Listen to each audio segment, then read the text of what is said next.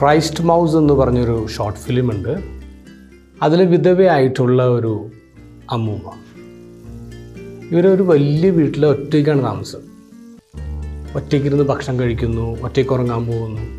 അങ്ങനെ ഒരു കൂട്ടുമില്ലാത്ത കടുത്ത ഏകാന്തതയിൽ ജീവിക്കുന്ന ഒരു അമ്മൂമ്മയുടെ കഥയാണ്. ക്രിസ്മസിൻ്റെ സമയമാണ്. ഒരു ദിവസം ഒരു ഭക്ഷണം കഴിച്ചു കഴിഞ്ഞ് അടുക്കളയിൽ ഇങ്ങനെ പാത്രം കഴിക്കൊണ്ടിരിക്കുമ്പോൾ അവരുടെ വെഡ്ഡിങ് റിങ് ഊരി താഴേക്ക് വീഴും. താഴെ കബോർഡിൻ്റെ അടിയിലേക്ക് പോയി അവർ നോക്കിയിട്ട് കാണാൻ പറ്റുന്നില്ല, കണ്ടില്ല. അപ്പോഴാണ് അവർ കണ്ടത് എലിയുടെ കാട്ട് അങ്ങനെ കിടക്കുന്നുണ്ട്, സെക്രേഷൻസ് കിടക്കുന്നുണ്ട്. അവർക്ക് മനസ്സിലായി അവിടെ ഒരു എലി ഉണ്ടെന്ന് മനസ്സിലായി.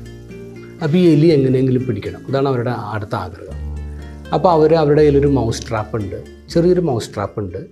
ആ മൗസ് ട്രാപ്പിൽ ഒരു ചീസ് കട്ട് ചെയ്ത് വെച്ചിട്ട് അവരടുക്കളയിൽ സെൻറ്ററിൽ വെച്ചിട്ട് അവർ പോയി. രാത്രി ഉറങ്ങാൻ പോയി. അവർ ഫസ്റ്റ് ഫ്ലോറിലാണ് കിടക്കുന്നത്. അവർ സ്റ്റെപ്പ് കയറി ഉറങ്ങാൻ പോയി. പിറ്റേ ദിവസം രാവിലെ വളരെ പ്രതീക്ഷയോടുകൂടിയാണ് അവരിങ്ങനെ സ്റ്റെപ്പ് ഇറങ്ങി വരണേ. സ്റ്റെപ്പ് ഇറങ്ങി വന്ന് അടുക്കളയിൽ നോക്കുമ്പോഴേക്കും അവിടെ മൗസ് ട്രാപ്പ് ഉണ്ട്, പക്ഷേ എലി കുടുങ്ങിയിട്ടില്ല. ചീസ് എലി കൊണ്ടുപോയി. രണ്ടാമത്തെ ദിവസം രാത്രിയിൽ അവർ ചീസ് വയ്ക്കുന്നു, ട്രാപ്പ് വെക്കുന്നു, പോകുന്നു.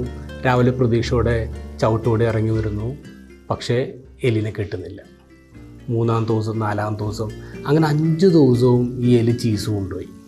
അവർക്ക് നല്ല ദേഷ്യം വന്ന് എങ്ങനെയെങ്കിലും ഈ എലീനെ പിടികൂടിയേ പറ്റുമെന്ന് അവർ മനസ്സിൽ ഉറപ്പിച്ചിട്ട് അവർ സ്റ്റോർ റൂമിൽ പോയിട്ട് 2 ഡസൻ മൗസ് ട്രാപ്പിൽ എടുത്തുകൊണ്ട് വരാം. സഞ്ചിയിൽ കൊണ്ടുവന്ന് അവർ ഓരോ ട്രാപ്പിലും ചീസ് വെച്ചിട്ട് അടുക്കളയിൽ നിരത്തി ഇങ്ങനെ മൗസ് ട്രാപ്പ് വെച്ചു. ഫുൾ മൗസ് ട്രാപ്പ് വെച്ചേക്ക്. ഇപ്രാവശ്യം അവൻ ഉറപ്പായിട്ടും കുടുങ്ങുന്നുള്ള ഉറപ്പോടുകൂടിയാണ് ഈ അമ്മൂമ്മ ഉറങ്ങാൻ പോകുന്നത്. രാവിലെ അവർ പടിയിറങ്ങി വരുന്നു. നോക്കുമ്പോൾ മൗസ് ട്രാപ്പിൽ ഒന്നിലും തന്നെ ചീസില്ല. എല്ലാ ചീസും എലി കൊണ്ടുപോയി, പക്ഷേ എലിയില്ല. പെട്ടെന്നാണ് അവർ ശ്രദ്ധിച്ചത്, ഒരു തീപ്പെട്ടിക്കൂടിൻ്റെ വലുപ്പത്തിലൊരു ഗിഫ്റ്റ് ബോക്സ് വെച്ചിരിക്കുന്നു. നല്ല റാപ്പറിൽ പൊതിഞ്ഞ് ഒരു ഗിഫ്റ്റ് ബോക്സ്. അത് അവരിങ്ങനെ തുറന്നു നോക്കുമ്പോൾ അതിൻ്റെ അകത്തൊരു ചെറിയ കാർഡുണ്ട്.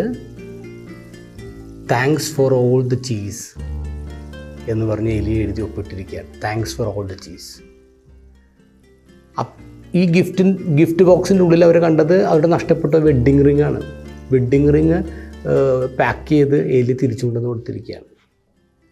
ഇവരുടെ ചുളിവ് വീണ മുഖത്തൊരു പുഞ്ചിരി വിടരുന്നുണ്ട്. കുറേ നാളുകൾക്ക് ശേഷമാണ് ഒരു പുഞ്ചിരി വിടരുന്നത്. പിന്നെ ഈ സിനിമയുടെ അവസാനം കാണിക്കുന്ന കാഴ്ച ഇതാണ്. അവരൊരു ടേബിളിലിരിക്കുന്നു. ടേബിളിൽ ഈ മൗസ് ഒന്നിരിപ്പുണ്ട്. ഈ മൗസിൻ്റെ തലയിൽ ഒരു ചെറിയ ക്രൗൺ അവരെടുത്ത് വയ്ക്കുന്നുണ്ട്. അതിൻ്റെ പിന്നിലേക്ക് പോകുമ്പോൾ അതിൻ്റെ പിന്നിൽ കാണുന്നത് ഒരു ക്രിസ്മസ് കാർഡാണ്. അതിൻ്റെ അകത്ത് ഔസേപ്പിതാവുണ്ട്, മാതാവുണ്ട്, ആനിമൽസ് ഉണ്ട്, ഒരു തൊട്ടിലുണ്ട്. പക്ഷേ ഈ തൊട്ടിലിൽ ഉണ്ണീശുമില്ല. ക്യാമറ ഇങ്ങനെ പിന്നോട്ട് വലിക്കുമ്പോൾ നമ്മൾ കാണുന്നത് എങ്ങനെയെന്നറിയാമോ? ഈ തൊട്ടിലിരിക്കുന്ന ഒരു വെളുത്ത കുഞ്ഞിലി കിരീടമൊക്കെ വെച്ചിരിക്കും. ക്രൈസ്റ്റ് മൗസ് എന്നാണ് ഈ സിനിമയുടെ പേര്. വളരെ ബ്യൂട്ടിഫുള്ളാണ്. ഏകാന്തതയിൽ കൂട്ടായിട്ട് ഒരു എലിയുടെ രൂപം എടുത്താണ് ഈശോ വരുന്നത് എന്നൊരു സൂചന സംവിധായകനിൽ നൽകിയാണ്. ക്രിസ്മസ് എന്ന് പറഞ്ഞാൽ എന്താ? മദർ തെരേസ ഇങ്ങനെ പറഞ്ഞിട്ടുണ്ട്, ഈശോ വിശക്കുന്നവന് അപ്പമായിട്ട് പിറക്കും. അപ്പം എങ്ങനെയാണ്? Christ bread. ഈ യുദ്ധത്തിൻ്റെ കാലത്ത് ഈശോ വെടിനിർത്തലായിട്ടാണ് വരാൻ പോകുന്നത്, പീസായിട്ടാണ് വരാൻ പോകുന്നത്. ക്രിസ്മസ് നമുക്ക് മുന്നിൽ ഇങ്ങനെ സംഭവിച്ചുകൊണ്ടിരിക്കുന്നുണ്ട്. ഓരോ നിമിഷവും ക്രിസ്മസ് ഇങ്ങനെ സംഭവിച്ചുകൊണ്ടിരിക്കുന്നു. പക്ഷേ നമ്മൾ തിരിച്ചറിയുന്നില്ല ഏത് രൂപത്തിലാണ് ക്രിസ്തു എന്നിലേക്ക് പിറക്കുന്നതെന്ന് ആലോചിച്ച് നോക്കുക. Good day.